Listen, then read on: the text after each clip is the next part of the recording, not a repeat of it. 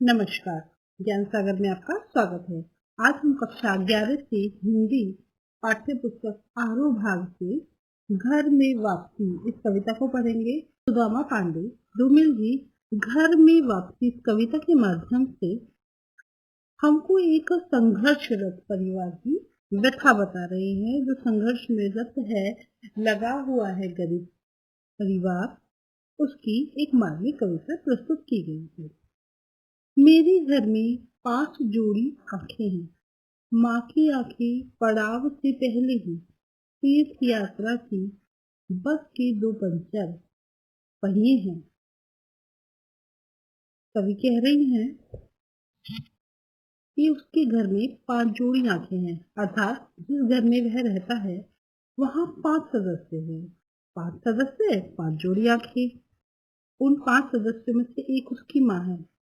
उसकी माँ की आंखें तीर्थ यात्रा के लिए जा रही उन बस के पहियों के समान है, जो पहुंचने से पहले ही अपने गंतव्य पे पहुंचने से पहले ही पंचर हो जाती हैं। अर्थात जैसे बस नहीं पहुंचती है पंचर होने के बाद, ऐसे ही माँ की आंखें गरीबी के कारण असमय ही अपना महत्व के खो चुकी हैं और उनमें दृष्टि कमजोर हो चुकी है। पिता की आंखें लोह सहाय की ठंडी शलाखें हैं। बेटी की आंखें मंदिर में दीवट पर जलते दिए की 2 दिए हैं। उसके पिता जो उन्हीं के साथ रहते हैं, गरीबी से पीड़ित है। लाचारी से उनकी आंखें लोहे की उस भट्टी के समान बन गई हैं, जो ईंधन के अभाव में, ईंधन के न होने पे अपना ताप और प्रभाव खो देती है। उसमें आशा नहीं रह जाती है, आशा का कोई निशान नहीं रह जाता है।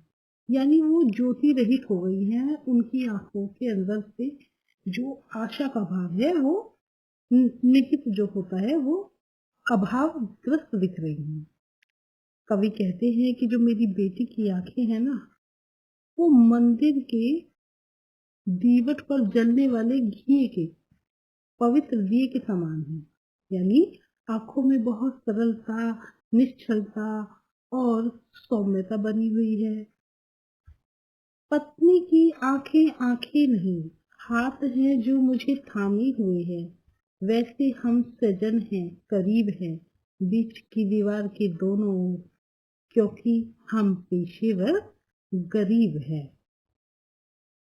इन पंक्तियों के माध्यम से कवि अपनी पत्नी की आंखों के लिए कहते हैं कि उनकी आंखें तो उसके लिए हाथ है, यानी वो सहारा देने वाली एक आंखें हैं जो कवि को सहारा देती हैं, हर परिस्थिति में उनका साथ निभाती हैं।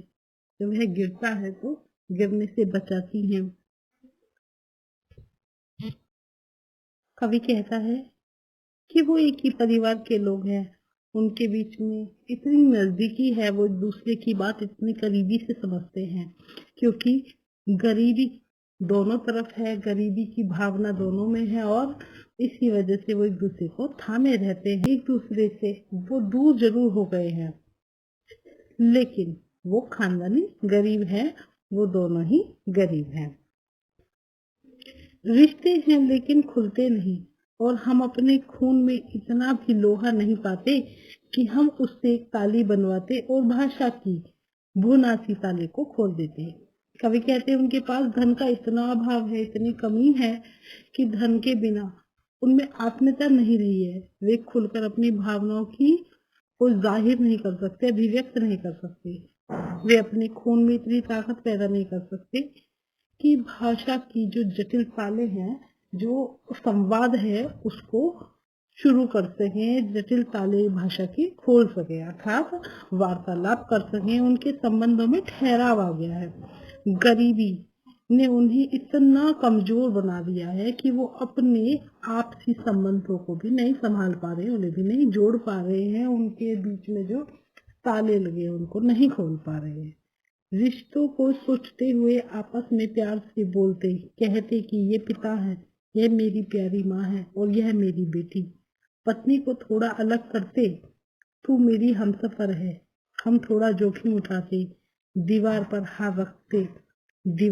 हाथ रखते और कहते यह मेरा घर है।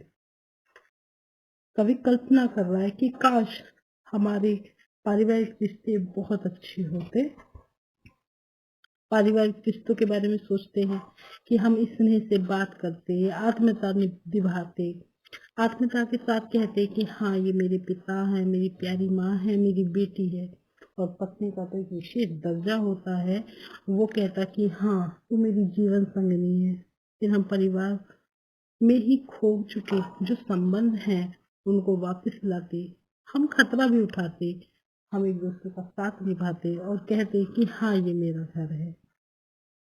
ऐसी कल्पना कवि करता है और अपने दुख में उस माहौल को महसूस करता है कि काश ये सब हो पाता और हम अपने रिश्तों में जीवित होते। गरीबी तो है ही, लेकिन काश हम सब साथ होकर खुश भी रह पाते।